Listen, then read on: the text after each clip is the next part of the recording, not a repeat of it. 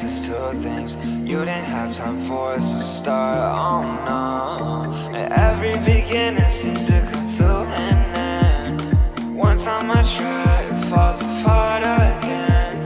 One time it's all I get now. Cause I know you're not what I wish for now. You're something out of the fantasy, escape to mine. And I don't wanna fall in love, but I'll be fine. Maybe it was one thing, maybe it was two things. Maybe it's in the way that you look at me. 'Cause I spent my whole weekend figuring that you're meant to. And I don't wanna be there to hurt no more. And I count all the times that your eyes follow mine. And you follow blind until your heart still mine. And I'll define, but in my private side, if you put your love on the line, so alive.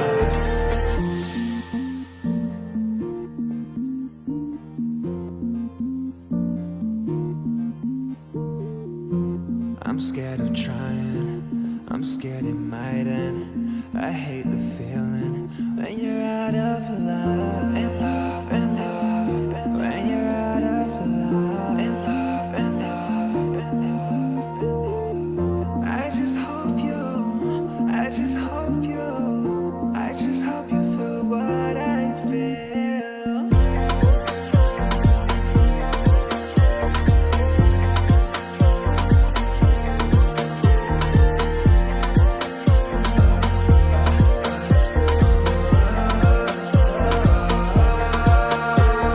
I count all the times that your eyes follow mine. Your eyes follow mine until your heart still mine. I'll define, put in my private side. Put your love on the line, so alive. Maybe it was one thing, maybe it was two things. Maybe it's in the way that you look at me. 'Cause I spent my whole weekend figuring that you're meant to. And I don't wanna be there to hurt no more.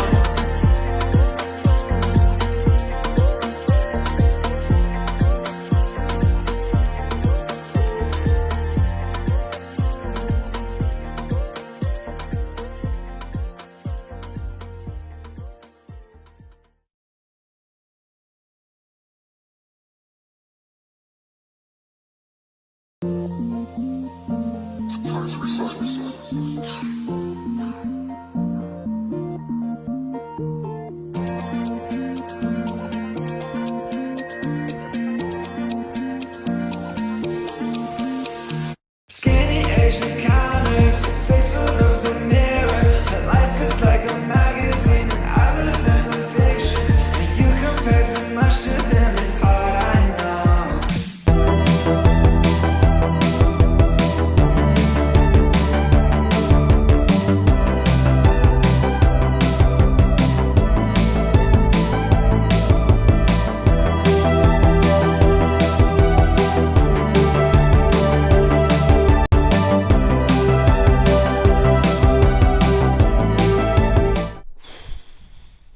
Hello, folks. Welcome back to the Give and Go. I'm your coach, Reynoso, here with my boy. Soltero. What's up, guys? Thumbs up on this stream. 5 stars on Apple Podcasts and Spotify. If you have love and respect for Luka Modric. If you have love and respect, and if you feel for Luka Modric today, if you feel for him, thumbs up in the chat and on this stream right at this moment. We're 2,000 subscribers away from reaching our dream goal of 100,000 subscribers. We are so close. Hopefully we don't choke it at the end like Croatia did today. I mean, when That was harsh. That was really harsh. My fault. But, man, what a game, dude. What a game and what an ending. another last-second goal back-to-back in the Euros. One yesterday with Hungary, today with Italy. And when it was looking like no other Italian wanted to be a hero. No, Bastoni with two massive headers. Astoni, man. Take the B out of that, man. The amount of crosses that went in the box and no Italian striker, Raspadori, Scamacca, Chiesa, no Italian wanted it. it was Sakanye who steps up to the plate. One-time finish, a gorgeous goal that puts Italy definitively into the next stage. What a win, or what a win here ultimately for Italy, even though it ends in a draw. But dude, the amount of emotion I'm expending every day at this point, man, I'm not going to be able to last the rest of the tournament, man, the rest of the summer. This is nuts. You're going to be a vegetable by the knockout stages, man. No emotion, no feeling, because of everything we've gone through in the past, 48 hours has been insane. What an ending. Chat, what did you think? I'm already seeing the chat pop off because this game was relentless. It was crazy, back and forth. And there were moments where Italy dominated, moments where Croatia dominated. And at the very end, it's Calafiori, who had a beautiful drive down the middle and fed a beautiful ball outside to Sakagni. And he had the strike, dude. The finish is ridiculous. Once again, for a last-minute goal, the quality, the technique, the placement on it was ridiculous, man. I was like, oh my God, what did I just see? That to give them the tie to ultimately get them through to the next stage.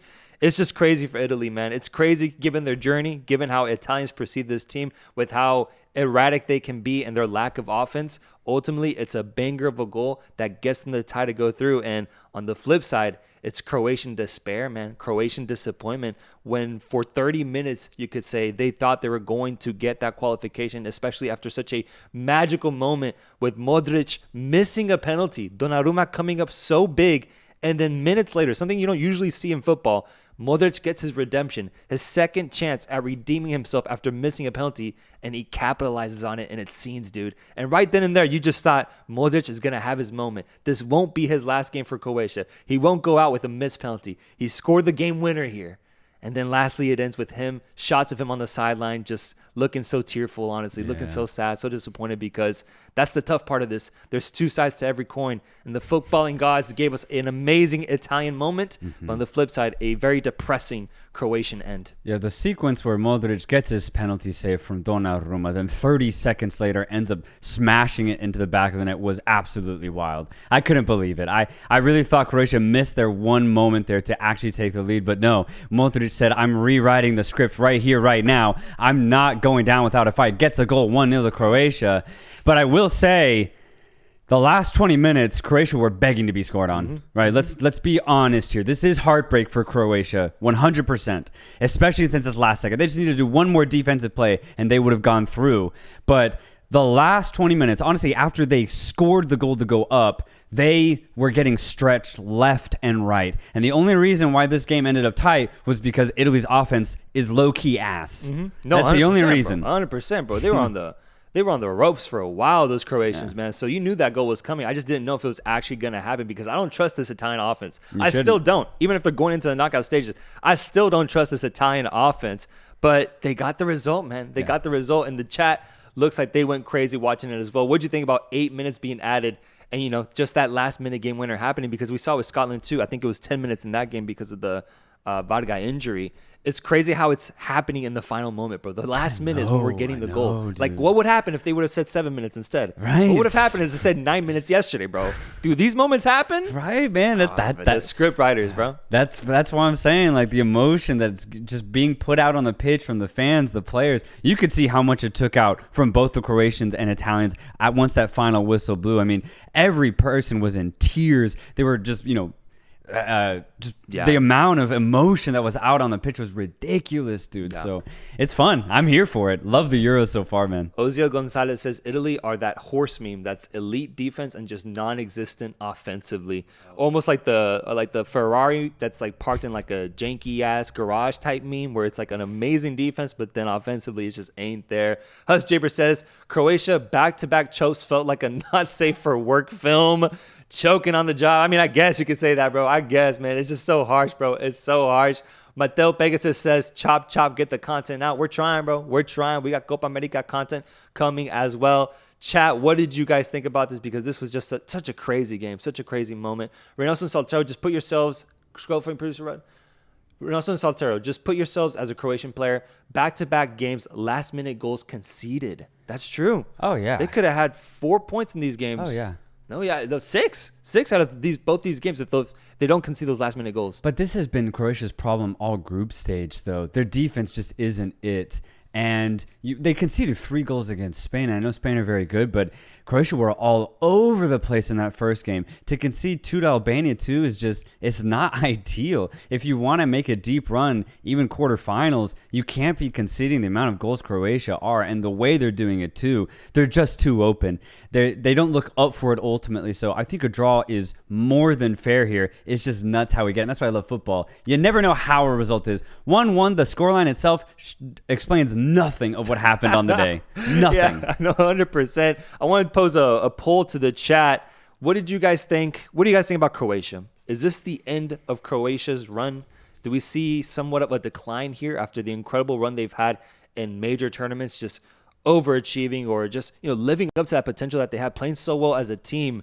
Is this where the decline starts to happen? Or are we talking crazy here? Is Croatia still a very good team that can bounce back at any tournament? What do you think? Where does Croatia, what's next for Croatia now after getting knocked out of this tournament? Essentially after, still being in third place, but with 2 points. I do think they're actually eliminated. Yeah, they've got to be done. Yeah. I mean, 2 points I don't think has ever been done. But, I mean, for Croatia, my first thought goes to, honestly, Luka Modric, 38 years of age. He was the oldest goal scorer in the Euros with this goal today ever, which is a remarkable feat for him. And the legacy that he has is just incredible as well. But my question for Croatia is he going to be a part of the next World Cup cycle? I mean, he's old, man. You can definitely see it out there. His skill level is still the same, and it's been the same for the last 20 years, but his engine, it's definitely on the decline. And I wonder if Dalic or the Croatian staff in general are wondering, should we look to transition our midfield now? Because you look at Brozovic too. I thought, it's just looking older as well. And I wonder, should they take the hit now and just try to bring in the new Croatian midfield that said, obviously, there's no way it'll fill the shoes that Modric, Kovacic, and Brozovic have put out there. But, I mean, it might be worth trying. Yeah, I still will say, obviously, I don't know if they can redo the golden generation that they just had and redo that in 10 years. But I think that how they're teaching the game of football in Croatia is very good. I like the system they have in place. And there are some young talents in this team, like Gvardiol, for example. I don't think they're going to be like a really bad team in Europe. If anything, I could still see them qualify for the 2026 FIFA World Cup. I just don't think they'll be able to punch as high as they did at their absolute peak. But it really is a compliment to Croatia because they are able to just generate so much good talent and play a really good, solid style of football. I do think they have to start that transition period now soon, especially in the midfield. You're right. I think so. You're right. And as for Italy, guys, I want to know, let's do a poll here for Italy. Chat has the poll at 83% saying this is the end of Croatia, 17% saying no. Obviously, there's a little bit more nuance there, but in general, I think people get the sentiment. Let's ask the folks, do you trust Italy? Do you trust Italy? Not even as a football team, by the way.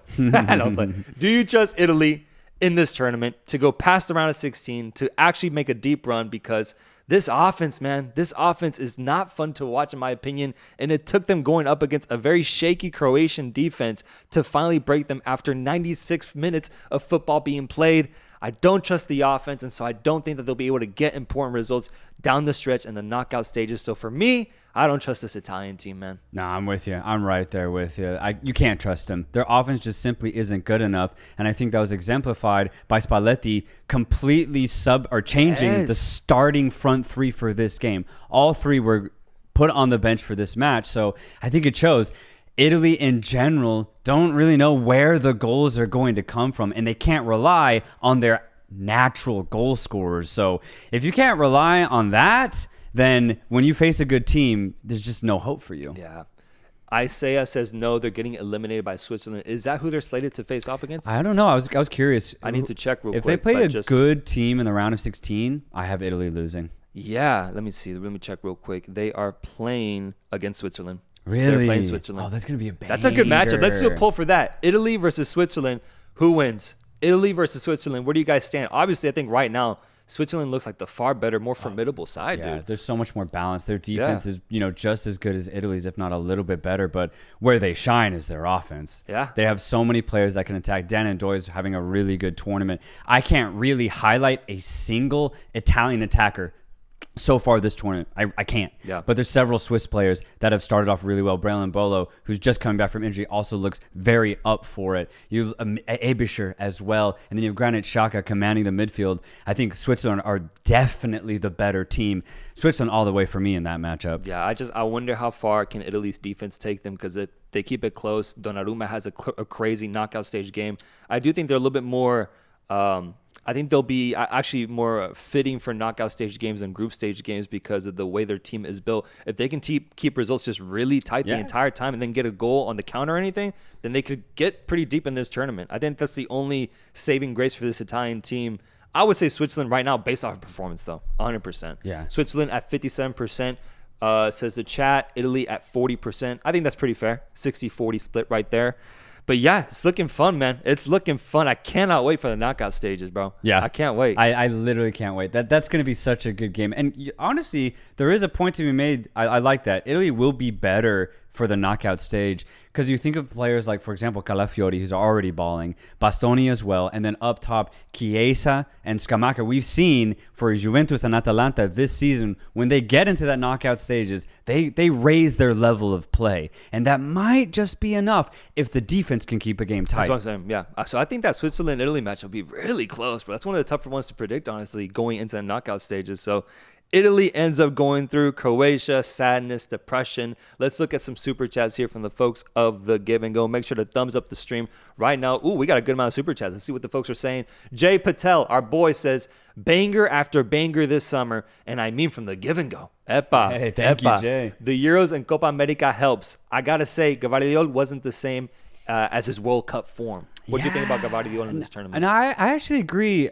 The only thing I could say about his gameplay this summer has been he just looks fatigued, honestly. That's all I can say. I'm not going to criticize his skill level because he's shown to be one of the best in his positions when he is fully fit, but he just looked tired out there. I don't know.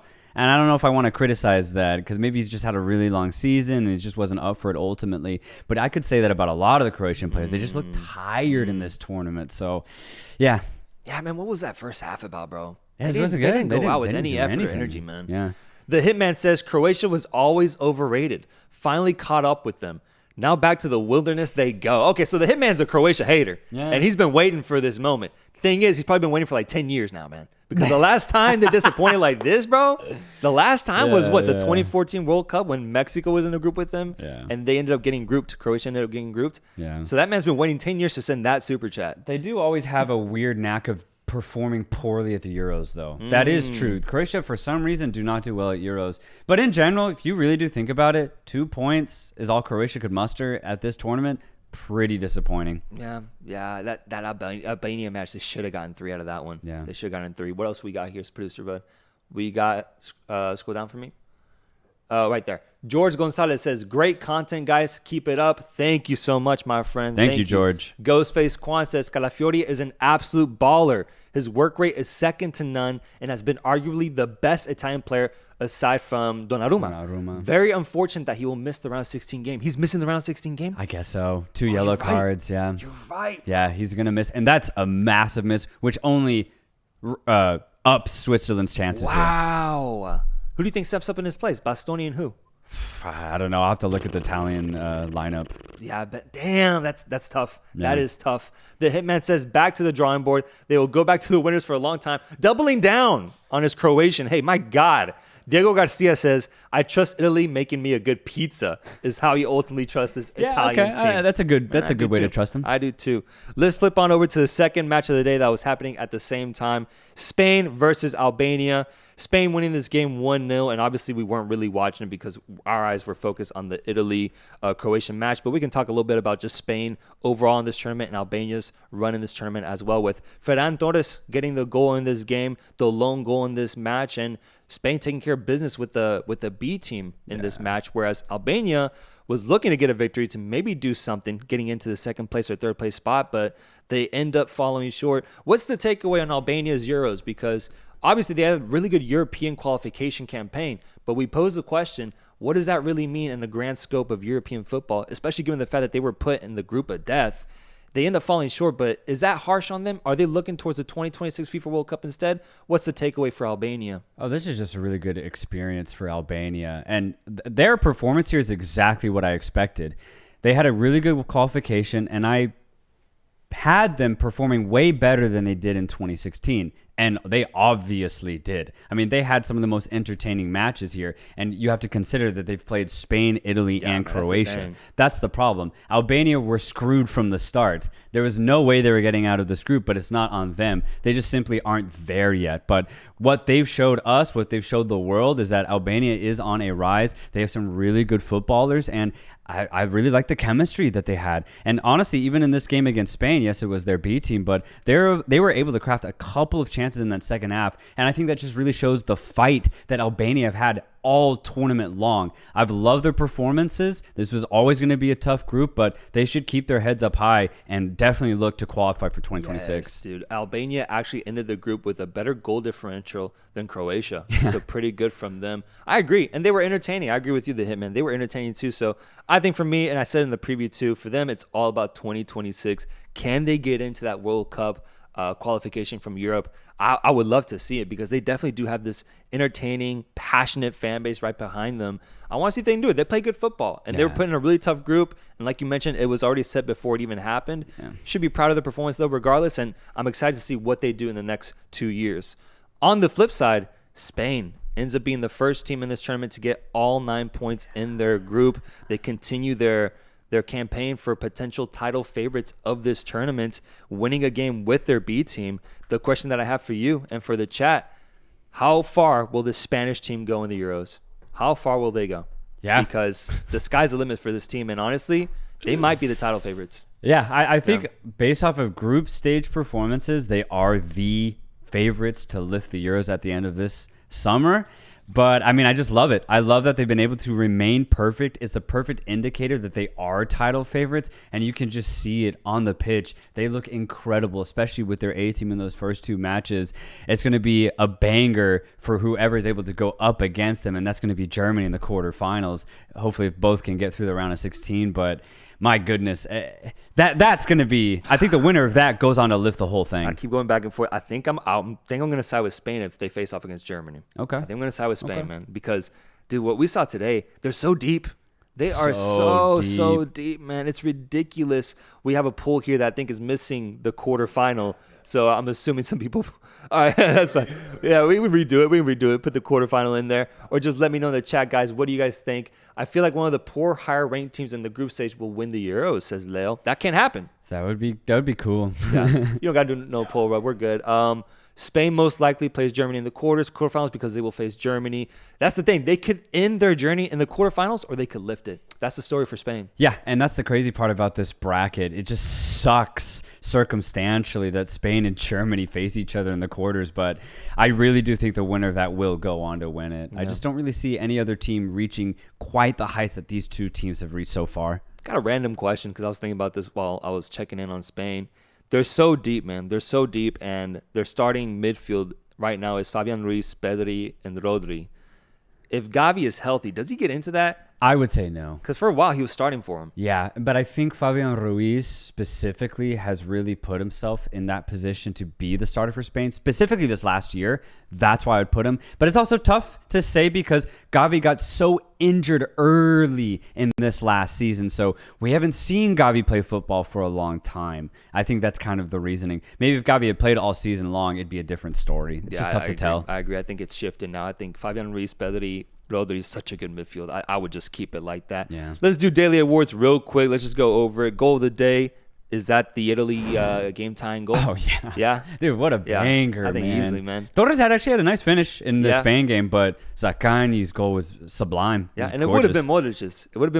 But the meaning behind Italy's goal was just too much. Yeah. And for that reason, I think they also get the game of the day award easily. I think this game was much more better than what I saw from the Spain-Albania match. If you're watching that game, I am sorry. You missed out on the right game with Croatia and Italy having this banger of a match. Yeah. So they get the game of the day. And then lastly, performance of the day. Who ends up being the performer of the day?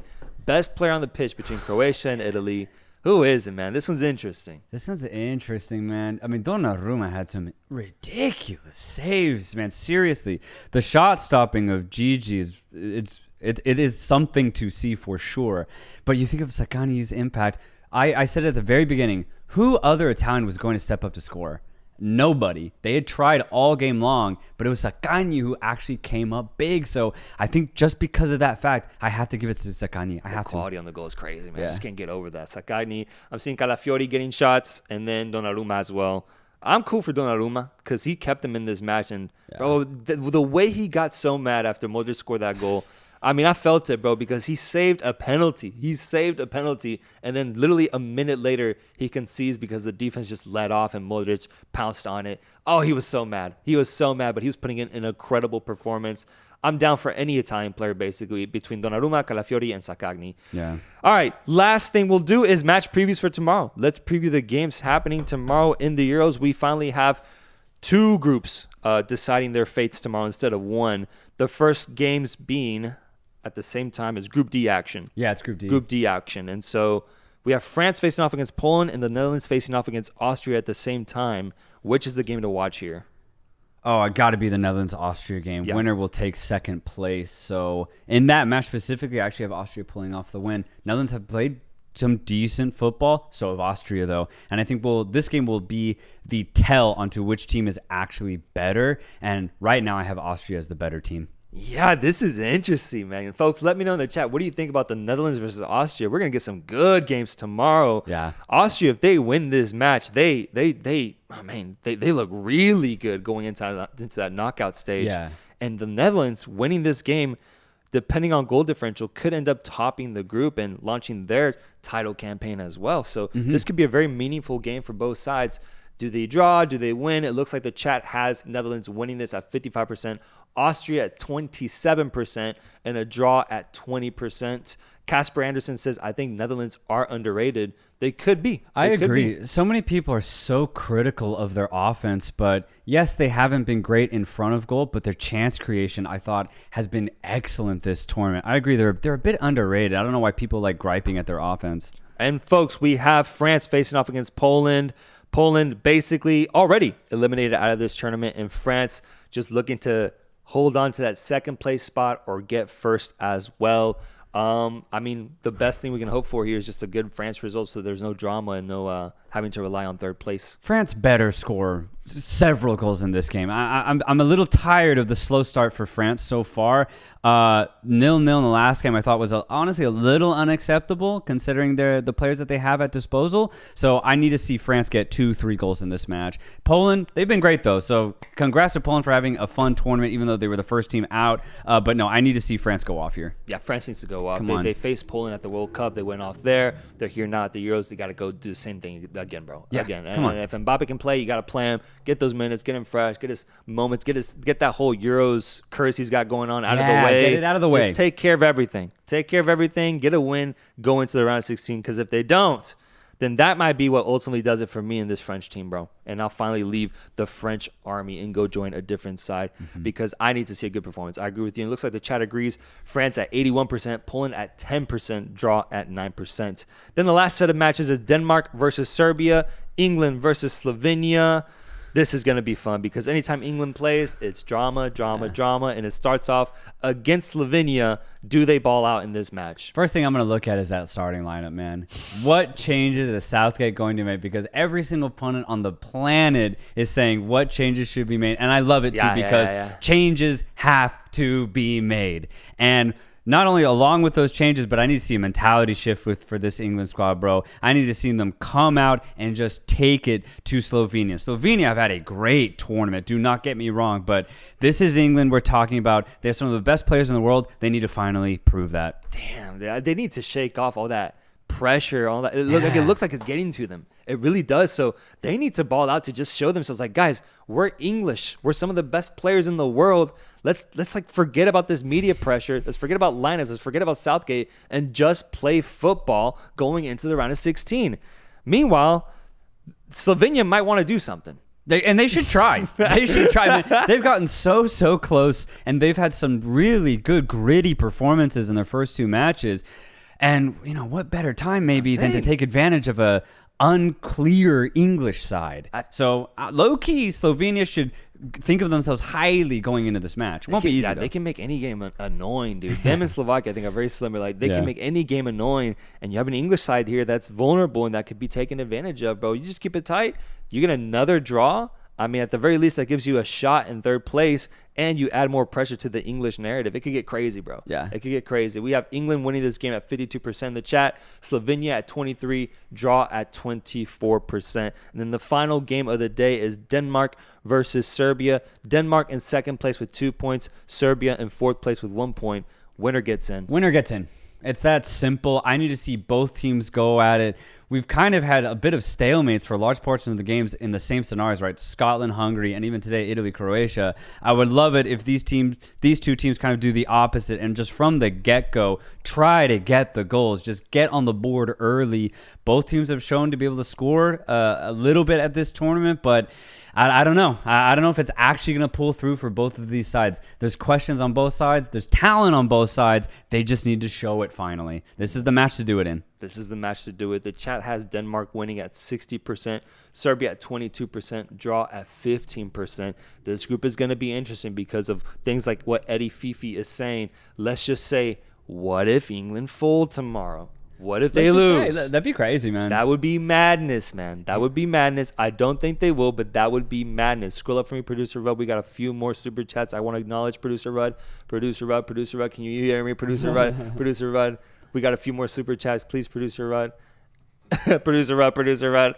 We got them all. It looks like we got them all. Folks, thank you so much for watching today. Tomorrow is going to be a jam-packed Euros day. Once again, give us a thumbs up if you love and respect Luka Modric, man. I just hate seeing him go out like this. That is a legend of the game. And in the meantime, Calafiori and Saccagni becoming cult heroes, legends for Italy as they push them forward into the next round. Until a few more hours when we cover Copa America, we'll see you guys soon for those recaps and analysis. Later, guys.